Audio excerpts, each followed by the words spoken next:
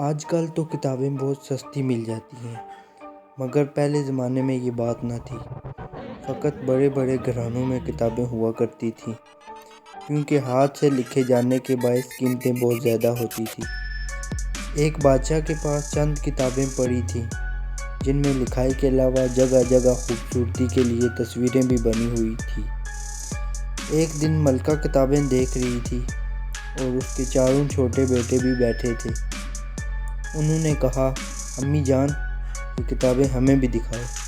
ماں نے کتابیں دکھائیں تو تین بیٹے صرف تصویروں کو دیکھ کر خوشی کے ساتھ ورق پلٹتے رہے، مگر چھوٹے لڑکے نے کہا، ان میں لکھا کیا ہے؟ ماں نے کہا، بیٹا، اس میں ہمارے ملک کی جنگی کہانیاں لکھی ہیں۔ چھوٹے بچے نے کہا، میں انہیں کیوں نہیں پڑھ سکتا؟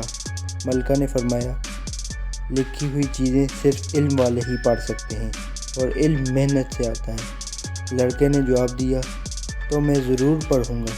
ملکہ نے جواب دیا، جب تم پڑھ لو گے، جو کتاب چاہو گے وہ خوشی سے میں تمہیں دے دوں گی۔ شہزادے نے محنت کرنی شروع کی تو تھوڑی ہی مدت میں کتابیں پڑھنے اور خط لکھنے لگا، جس پر ماں اپنا سارا کتب خانہ اسی چھوٹے لڑکے کو دے دیا۔ یہ شہزادہ الفریڈ اعظم تھا، جو انگریزوں میں ایک مشہور عالم بادشاہ گزرا ہے۔